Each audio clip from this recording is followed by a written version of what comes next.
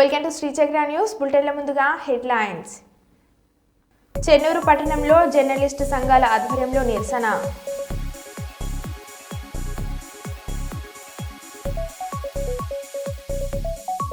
యువతులతో కబడ్డీ ఆడిన మంత్రి Seethakka.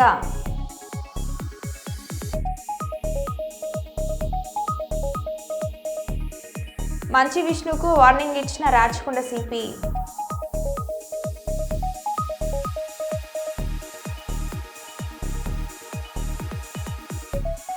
Vikarabad Tandur tribal welfare girls హాస్టల్లో ఫుడ్ పాయిజన్ సంఘటనపై స్పందించిన జిల్లా కలెక్టర్ ప్రతీక్ జైన్.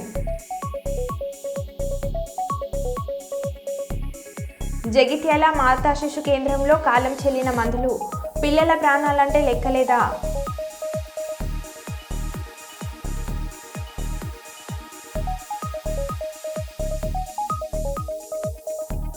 ఇక వివరాల్లోకి వెళ్తే, ఇటీవల కుటుంబ కలహాలతో దాడి చేసుకుంటున్న మంచు మోహన్ బాబు దాడులను హైదరాబాద్లో కవరేజ్ కోసం వెళ్లిన టీవీ9 విలేకరి రంజిత్ పై మిగతా విలేకరులపై లోగోతో దాడి చేయడం సిగ్గుచేటని ఏపీ యూడబ్ల్యూజే జిల్లా ఉపాధ్యక్షులు చంద్ బాషా, తాలూకా అధ్యక్షులు వర్గూరు జయరాజ్, ప్రధాన కార్యదర్శి కె హుస్సేని, కోశాధికారి షాబుల్ వలీ ఖండించారు. గురువారం నియోజకవర్గ కేంద్రమైన మంత్రాలయంలో రాఘవేంద్ర సర్కిల్లో ఏపీ యూడబ్ల్యూజే జిల్లా కమిటీ పిలుపు మేరకు ధర్నా చేపట్టారు.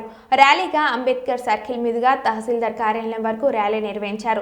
ధర్నా చేపట్టి డిప్యూటీ తహసీల్దార్ జీకే గురురాజుకు వినతి పత్రాన్ని అందజేశారు. ఈ సందర్భంగా వారు మాట్లాడుతూ, విలేకరులపై రోజురోజుకు పెరుగుతున్న దాడులను అరికట్టేందుకు ప్రభుత్వాలు విఫలం అవుతున్నాయని, విలేకరుల రక్షణ కోసం ప్రత్యేక చట్టం తీసుకురావాలని కోరారు. సినీ పరిశ్రమలో పై ఎత్తులకు దోహదపడిన మీడియాపైనే మోహన్ బాబు దాడి చేయడం తగదని అన్నారు.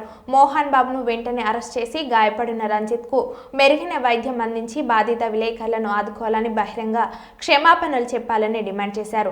లేని పక్షంలో రాష్ట్ర వ్యాప్తంగా ఏపీయూడబ్ల్యూజే ఆధ్వర్యంలో పెద్ద ఎత్తున ఆందోళన చేస్తామని వారు హెచ్చరించారు. వ్యాప్తంగా ఏపీడబ్ల్యూజే ఐజేయు సమక్షంలో పెద్ద ఎత్తున ధర్నాలు చేస్తామని హెచ్చరిస్తున్నాం. ఖబర్దార్ మోహన్ బాబు, నువ్వు ఇలాంటి హెచ్చరికలు, ఇలాంటి దాడులు చేస్తే ఊరుకునేది లేదు. మీ యొక్క ఎదుగుదలకు మీరు ఎంతో కృషి చేసిందని నీవు కృతజ్ఞతగా చూపించాల్సింది పోయి మైకుతో నీ ఇష్టానుసారంగా క్షణిక ఆవేశంతో మీడియాపై దాడి చేయడం చాలా సిగ్గుచేటు. ఇప్పుడైనా మీడియాకు క్షమాపణలు చెప్పి వెంటనే నువ్వు క్షమించమని రాతమూలకంగా విలేకరుల సమావేశంలో వెల్లడించి, విలేకరులకి రంజిత్ బాషాకి జరిగిన నష్టాన్ని, ఆయనకు ఆ కుటుంబాన్ని ఆదుకోవాల్సిందిగా నిన్ను కోరుతూ ఉన్నాం. ఈరోజు మంత్రాలయం నియోజకవర్గంతో పాటు కోసిగి మండలం, పెద్ద కడబూరు, కౌతాలం 4 మండలాల్లో మంత్రాలయం నియోజకవర్గం జిల్లా కమిటీ ఇచ్చిన పిలుపు మేరకు ఈరోజు ధర్నా చేశాము. ఈ ధర్నాలో ప్రతి ఒక్కరు విలేకరులంతా తన యొక్క గలం విప్పి ఈ యొక్క విలేకరుల పైన జరిగిన దాడిని ఖండిస్తూ ఈరోజు ధర్నా చేస్తున్నాం. మంత్రాలయం ఏపీడబ్ల్యూజే నియోజకవర్గ అధ్యక్షుడు జయరాజు, మంత్రాలయం. ఈరోజు ఏపీడబ్ల్యూజే రాష్ట్ర కమిటీ పిలుపు మేరకు మంత్రాలయం నియోజకవర్గ తాలూకా కమిటీ ఆధ్వర్యంలో ఈరోజు ఇక్కడ ధర్నా చేయడం జరుగుతుంది. ఈ ధర్నా ముఖ్య ఉద్దేశం ఏంటంటే, మొన్న హైదరాబాద్లో జరిగినటువంటి మోహన్ బాబు సినీ నటుడి కుటుంబంలో కలహాలు జరుగుతున్నటువంటి ఈరోజు ఆయన ఈ మీడియా అనేది స్వేచ్ఛ, ఎక్కడ ఏం జరిగినా కూడా ప్రచారించే బాధ్యత మీడియాకు ఉంది. కాబట్టి ఆయన ఒక ఉన్నత స్థాయిలో ఉన్నటువంటి సినీ నటుడు కాబట్టి అక్కడ జరుగుతున్నటువంటి మీడియాని కవరేజ్ కోసం వెళ్ళినటువంటి టీవీ9 విలేకరు రంజిత్ పై దాడి చేయడం చాలా సిగ్గుచేటని సందర్భంగా తెలియజేస్తున్నాం. ఈరోజు ఈ విధంగా జర్నలిస్టులపై అనేక మంది దాడులు చేయడం జరుగుతుంది. ఇప్పటికైనా జర్నలిస్టులపై దాడులని అరికట్టాలి. జర్నలిస్టులపై దాడి చేసిన వారిని వెంటనే అరెస్ట్ చేయాలి.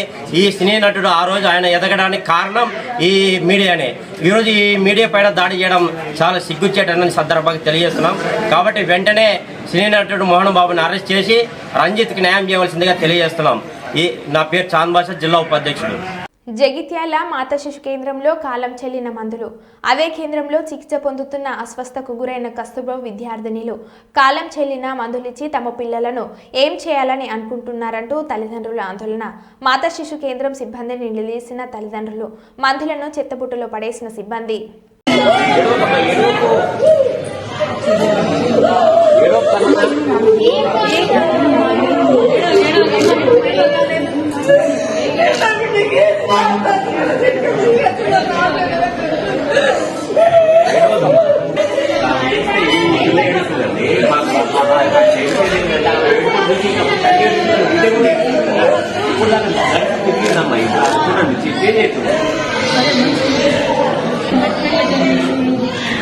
చూస్తున్నాం కదా బిడ్డను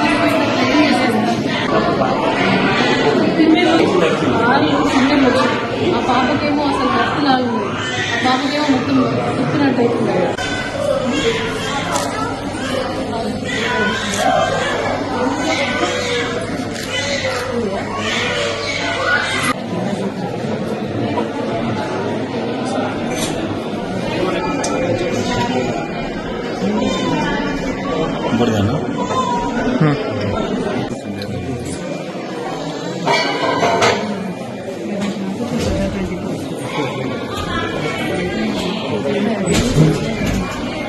ఇవన్నీ ఎక్స్పైర్డ్ అయిపోయినాయా డాక్టర్ గారు?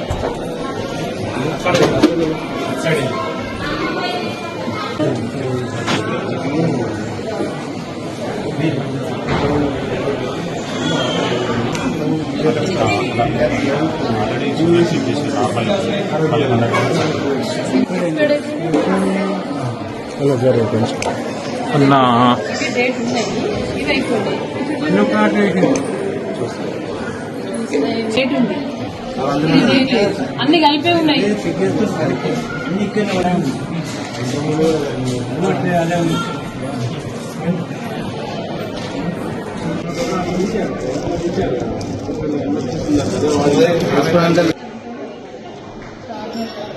ఇవన్నీ మసాలాలు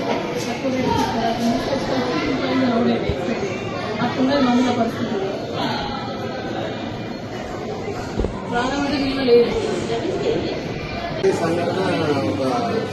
ఎవరైనా సిస్టమ్ వెళ్ళి డేట్ అయిపోయినాయి పడే పడే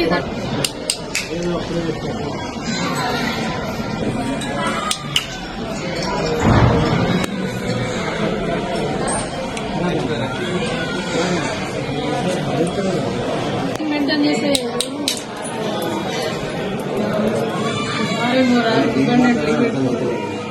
అక్కడే పట్టుకొని తీసుకుపోయాడు. ఇప్పుడు మనం ఉండేటప్పుడు ఈ వ్యక్తి వచ్చి తీసుకుపోయాడు. మీరా ఇంకొకరు నేను మాస్టర్ లేకపోతే ఎవరెవరు పెట్టలేదు.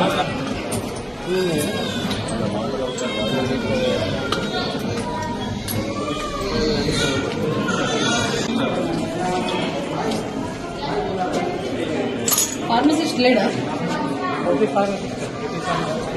ఇప్పుడు ఏమేమి డ్రగ్స్ వచ్చినాయి, మనకి ఏమేమి మెడిసిన్ ఉన్నాయి, ఇంకేం కావాలి రిజిస్టర్ మెయింటైన్ చేస్తారు. ఎక్కడ ఉంటుంది? మంగలేదు. ప్రభుత్వ పాఠశాలలో పిల్లలకు ఏదైనా సరి అయిన ఆహారం లేదు, పరిశుభ్రత లేదు. ఇవాళ పిల్లలకు పూర్తిగా కూడా సారంగపూర్లో ఉన్నటువంటి 12 మంది పిల్లలకు కళ్ళు తిప్పుతా ఉన్నాయి. అసలు శ్వాస తీసుకోవడం ఇబ్బంది అవుతా ఉంది. మరి సరిగా కూడా ఇక్కడ మెడిసిన్ కూడా ప్రాపర్గా లేదు. నిజంగా కూడా ఒక బాధాకరమైన విషయం ఏంటంటే కేసీఆర్ గారు ఉన్నప్పుడు మా జగిత్యాల జిల్లాకు మెడికల్ కాలేజ్కి ఈ మాతా శిశు కేంద్రాన్ని అందించడం ఒక పేదలకు ఒక గొప్ప వరంగా భావించడం. కానీ ఆ వరం ఏమైంది? ఇవాళ పూర్తిగా కూడా పేదల పాట ఒక యమపాశంగా ఈ రేవంత్ రెడ్డి సర్కార్ వచ్చిన తర్వాత పిల్లల పక్షాన ఒక యమపాశంగా, ప్రజలకు యమపాశంగా మారిన పరిస్థితి చూస్తా ఉన్నాం. ఎందుకంటే మెడిసిన్ పూర్తిగా కూడా ఎక్స్పైర్ అయిపోయినాయి. ఎక్స్పైర్ అయిపోయినటువంటి మెడిసిన్ పిల్లలకు ట్రీట్మెంట్ గా అందిస్తా ఉన్నారు. ఎంత బాధాకరం అంటే అసలు వీళ్లకు పిల్లల ప్రాణాలంటే పట్టిలేదు. ఎవరు వస్తే వాళ్ళకి ఏ మెడిసిన్ ఉంటే ఆ మెడిసిన్ ఇచ్చే పరిస్థితి ఉంది. ఒక ఫార్మసిస్ట్ లేదు, అది పూర్తిగా కూడా రికార్డు మెయింటైన్ చేస్తలేరు. అంత అధ్వాన స్థితిలో ఇవాళ ఉన్నది. కానీ చేస్తా ఉన్నాం. మోహన్ బాబు వారి కుమారుడు వ్యక్తిగత పంచాయతీతో జర్నలిస్టులపై దాడి చేయడం సరికాదు. జర్నలిస్టులు ప్రజాపాలన ప్రభుత్వం అండగా ఉంటుంది. జర్నలిస్టులు ఆందోళన చెందాల్సిన అవసరం లేదు. రిపోర్టులు రంజిత్ ఆరోగ్య పరిస్థితిపై జిల్లా కలెక్టర్ వైద్య శాఖ అధికారులకు చెప్పడం జరిగింది. దాడి సంఘటనపై విచారణ చేసి సంబంధిత వారిపై చర్యలు తీసుకుంటామని మంత్రి పొన్నం ప్రభాకర్ అన్నారు. మోహన్ బాబు వారి కొడుకుకు సంబంధించిన వ్యక్తిగత పంచాయతీ చేసుకోవడంలో వరకు పరిశీలించుకుంటారు. కానీ జర్నలిస్టులపై దాడి అనేటువంటి మంచిది కాదు. ప్రభుత్వం స్పందిస్తుంది. ఎక్కడైనా జర్నలిస్టులకు ఇబ్బంది కలిగితే తెలంగాణ ప్రజాపాలన ప్రభుత్వం వారికి అండగా ఉంటుంది. ఆందోళన చెందాల్సిన లేదు. చికిత్సకు సంబంధించి జిల్లా కలెక్టర్ గారిని, అదేవిధంగా వైద్య శాఖకు సంబంధించిన అధికారులకు చెప్పడం జరిగింది. ఆ రిపోర్టర్కు సంబంధించిన ఆరోగ్యం ఎక్కడ కూడా ఇబ్బంది లేకుండా చూడాలని కోరుతా ఉన్నాం. అదేవిధంగా దానికి సంఘటనకు సంబంధించి విచారణ చేసి సంబంధిత వారిపై చర్యలు తీసుకోవడం జరుగుతుంది. ఫార్మాసిటీ కోసం భూములు ఇవ్వమని చెప్పిన రైతులకు బేడీలు. గుండె నొప్పి వచ్చిందని చెప్పిన కొడంగల్ల గర్చల రైతులకు బేడీలు వేసిన పోలీసులు అరెస్ట్ చేసి సంగారెడ్డి జైల్లో ఉంచిన కొడంగల్ రైతు ఈర్షా నాయక్కు గుండెపోటు. ఎవరికీ తెలియకుండా ఆసుపత్రికి తరలించిన జైలాధికారులు. ఈ విషయం బయటకు రాకుండా అన్ని రకాల ప్రయత్నాలు చేస్తున్న ప్రభుత్వం.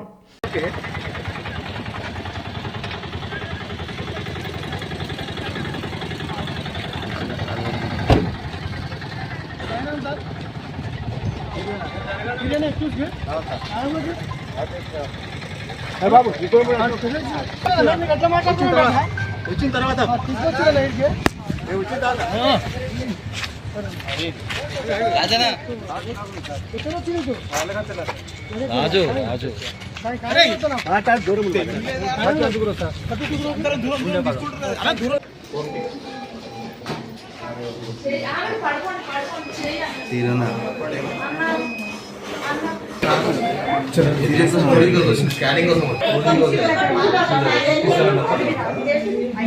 రాజనా రిక్వెస్ట్ వెనకకి రా ఎప్పుడేమో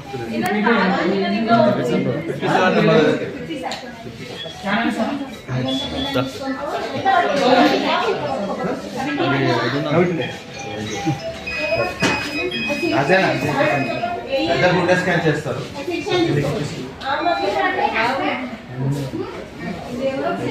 తిరుమల తిరుపతిలో కుండపోత వర్షం కురుస్తుంది. కొండ చర్యలు విరిగిపడే ప్రమాదం ఉండటంతో అప్రమత్తమైన టీటీడీ అధికారులు పాప వినాశనం శ్రీవారి పాదాలకు వెళ్లే మార్గాలను తాత్కాలికంగా మూసివేశారు. భారీ వరదతో మాల్వాడి గుండం పొంగి పొర్లుతుండటంతో కపిలతీర్థం పుష్కరిణికి వెళ్లకుండా భక్తులను నిలిపివేశారు.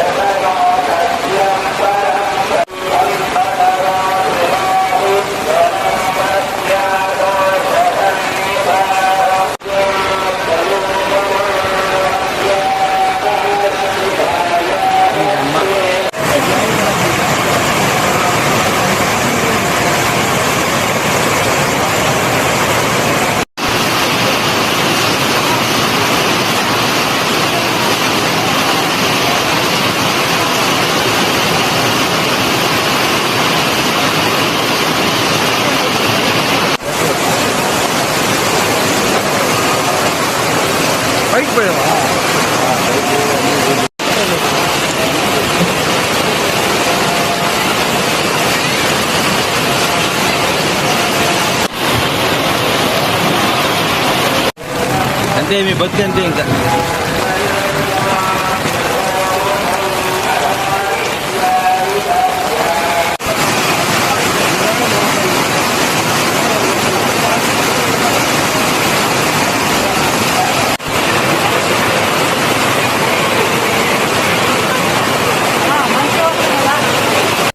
జగిత్యాల జిల్లా కొడిమ్యాల మండలం పూడూరు గ్రామంలోని శ్రీ పోతులూరి వీరబ్రహ్మేంద్ర స్వామి దేవాలయంలో ఆలయ కమిటీ ఆధ్వర్యంలో గీతా జయంతిని పురస్కరించుకొని 41 రోజులు గీతా పారాయణంతో పాటు గీతా జయంతి ఉత్సవాలను బుధవారం హోమ కార్యక్రమాలతో ఘనంగా నిర్వహించారు. ఈ సందర్భంగా ఆలయ అధ్యక్షులు ముమ్మాడి రామస్వామి మాట్లాడుతూ ఈ గీతా పారాయణం గత 10 సంవత్సరాల నుండి కార్తీక శుద్ధ పాడ్యమి నుండి మార్గశిర శుద్ధ ఏకాదశి గీతా జయంతి వరకు నిర్విరామంగా శ్రీ వీరభద్రస్వామి ఆలయంలో నిర్వహిస్తున్నామని తెలుపుతూ ఈ రోజు 4 హోమ మండపాలలో 16 మంది దంపతులు పాల్గొని గీతా జయంతిని విజయవంతం చేయడం జరిగిందని తెలిపారు. తదుపరి మహా అన్నదాన ప్రసాద కార్యక్రమాన్ని నిర్వహించారు. ఈ కార్యక్రమంలో ఆలయ కమిటీ సభ్యులు, విశ్వబ్రాహ్మణ భక్త బృందం, మాజీ సర్పంచ్ వెల్మల రామిరెడ్డి, గ్రామ ప్రముఖులు తదితరులు పాల్గొన్నారు.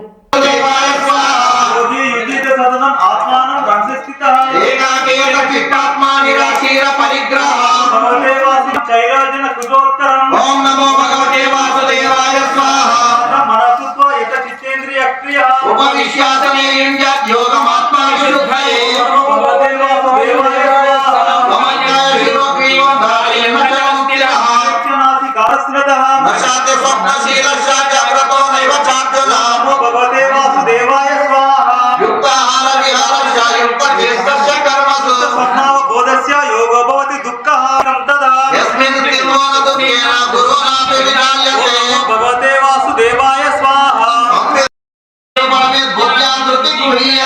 సంస్థ మనకృత్వా నకించిత విచింతల మస్తిరం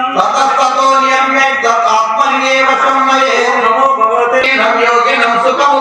ఉపైతి శాంతరజసం బ్రహ్మభూత మకల్మషం నమో భగవతే వాసుదేవాయ స్వాహ. శ్రీమద్ విరాట్ పోతులూరు వీర బ్రహ్మేంద్ర స్వాముల వారి ఆలయ ప్రతిష్టాపన జరిగిన రోజుల నుండి 2014-2012లో ప్రతిష్టా కార్యక్రమాలు జరిగితే 2014 నుండి ఈ 2024 వరకు అంటే గత 10 సంవత్సరాల నుండి ప్రతి కార్తీక శుద్ధ పాడ్యమి నుండి మార్గ శిర శుద్ధ ఏకాదశి వరకు 41 రోజులు నిరంతరాయంగా గీతా పారాయణం చేసి గ్రామంలోని భక్తులు పెద్దలు అందరి సహాయ సహకారాలతో ఈ గీతా పారాయణాన్ని చేయడం జరుగుతున్నది. భగవద్గీత జయంతి రోజున అనగా మార్గశిర శుద్ధ ఏకాదశి రోజున అంటే ఈరోజు సామూహికంగా అందరం హోమ కార్యక్రమాలు నిర్వహించి తర్వాత అన్నదాన కార్యక్రమాన్ని నిర్వహించడం గత 10 సంవత్సరాల నుంచి నిరంతరాయంగా జరుగుతున్నది. ఇటు కార్యక్రమానికి ప్రతి సంవత్సరం గ్రామంలోని పెద్దలే కాకుండా గ్రామంలోని భక్తులే కాకుండా చుట్టుపక్కల ఉన్న గంగాధర మండలం కానీ బోయినపల్లి మండలం కానీ కొడిమ్యాల మండలం ఇటు మల్యాల మండలం నుంచి భక్తులు భగవద్గీత పారాయణం చేసే భక్తులు కానీ తర్వాత గోపాలకృష్ణ భగవానుని గీతా పారాయణ భక్తులు కానీ అందరు విచ్చేసి ఇటు కార్యక్రమాన్ని మంచి ఉద్దేశంతో మహాద్భుతంగా విజయవంతం చేస్తున్నారు. ఈనాడు 4 మండపాలను ఏర్పాటు చేసి మండపానికి 4 చొప్పున అంటే 16 మంది దంపతులు కూర్చొని ఈరోజు గీతా పారాయణం హోమ కార్యక్రమాలు నిర్వహించడం జరిగింది. అటు తర్వాత గ్రామంలోని దాతల చేత తర్వాత శ్రీమద్ విరాట్ పోతులూరు వీరబ్రహ్మేంద్ర స్వామి ఆలయ భక్త బృందం చేత ఈ కార్యక్రమాన్ని హోమ కార్యక్రమాలు తర్వాత భగవద్గీత పారాయణ కార్యక్రమాన్ని తర్వాత గీతా జయంతి కార్యక్రమాన్ని చాలా వైభవంగా నిర్వహించుకోవడం జరిగింది. బ్రేకులు ఫెయిల్ అయ్యి విద్యార్థుల ఆటోకు ప్రమాదం. వాహనదారులు స్పందించడంతో తప్పిన ప్రమాదం. రంగారెడ్డి జిల్లా షాద్నగర్ బైపాస్ రోడ్లో ఓ ప్రైవేట్ స్కూల్ నుండి విద్యార్థులను ఇంటికి తీసుకువెళ్తున్న క్రమంలో బ్రేకులు ఫెయిల్ అయ్యి రోడ్డు కిందకు వెళ్లి 2 స్తంభాల మధ్య ఇరుక్కున్న ఆటో పెద్దగా అరవడంతో గమనించి వాహనంలో ఇరుక్కుపోయిన విద్యార్థులను రక్షించిన వాహనదారులు. ప్రమాదంలో విద్యార్థులకు ఎవరికి ఏమీ కాకపోవడంతో ఊపిరి పీల్చుకున్న తల్లిదండ్రులు.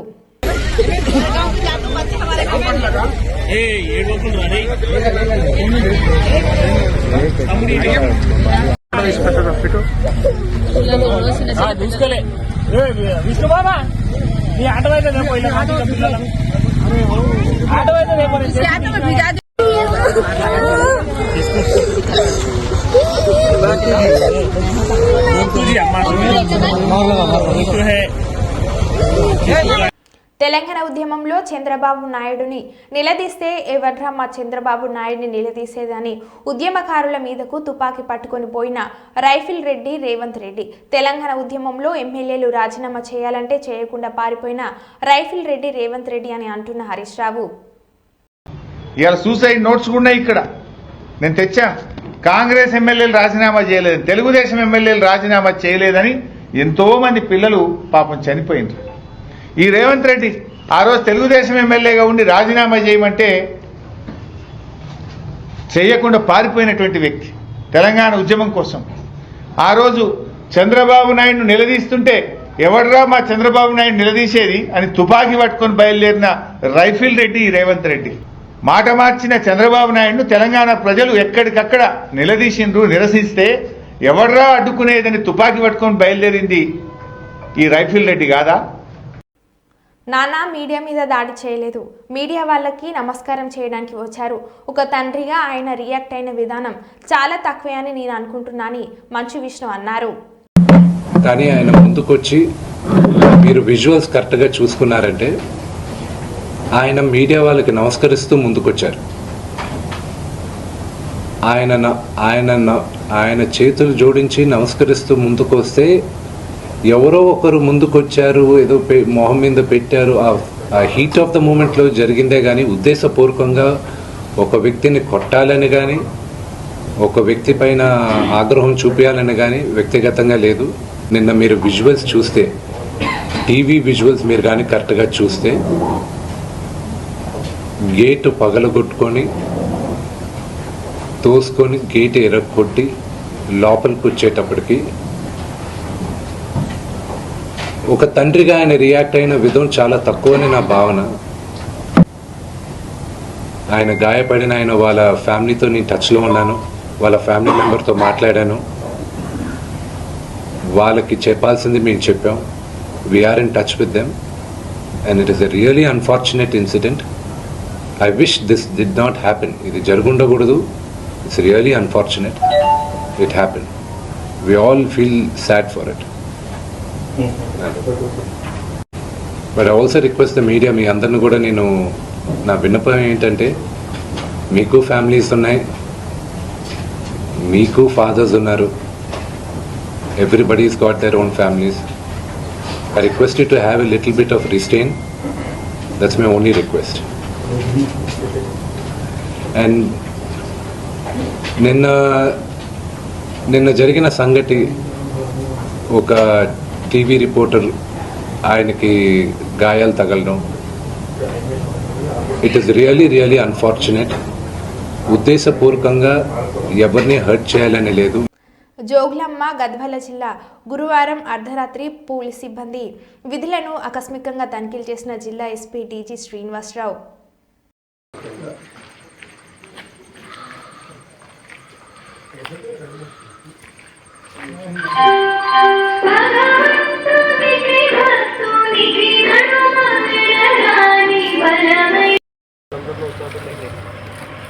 మిమ్మల్ని అందరూ ఒక చోట తీసుకెళ్ళి ఎవరైనా ఆఫీసర్ ఇచ్చి వెహికల్ ట్రైనింగ్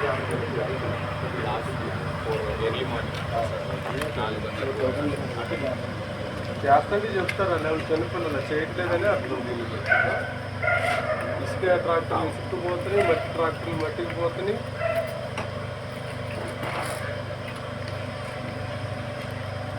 రైల్వే స్టేషన్ పిల్లలు కొట్టేయడం కానీ ఇవి జరిగినాయి. మన బైక్ టెస్ట్ కూడా ఈ ఏరియాలో చెప్తారా మీకు చెప్పారు? ఏం చెప్తారు? అది అక్కడ నుంచి రైల్వే స్టేషన్ నుంచి వచ్చేటప్పుడు ఎవరైనా సబ్సిడీస్గా కనబడితే వాళ్ళ ఎవరైనా కనపడ్డారు? అవును సార్, ఫోటోస్ తీసుకుంటారు, ఐడి కార్డ్స్, ఐడి కార్డ్స్ వాళ్ళ ఫేస్ అన్నీ తీసుకుంటారు. ఎంతమంది చూసారు? ఒక 4-5 మంది. ఎందుకు వెళ్తున్నారు వాళ్ళు? ట్రాక్ నెంబర్ వెళ్తే మా హౌస్ నుంచి సైడ్ ఉన్నాను. మరి ఆ డేటా మీరు ఎవరికి ఇస్తారు? కలెక్ట్ చేసి సార్. ఎట్లా ఇస్తారు? ఆ పేపర్ మీద రాసి. నోట్స్ ఇస్తే మీరు మీ సెంట్రీ డ్యూటీలు, మీ CCTNS చేసుకోవడానికి కాదు కదా.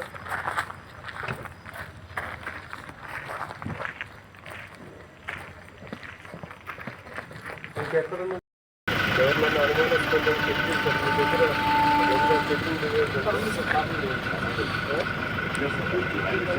ఈరోజు ఎంతమంది చెక్ చేసి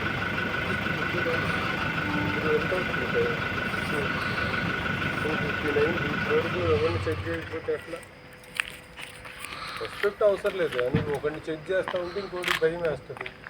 నీకు సస్పెక్ట్ అంటే నీకు ఏమైనా తెలుస్తుంది వీడు దొంగ అంటే ఎట్లా ఉంటాడని.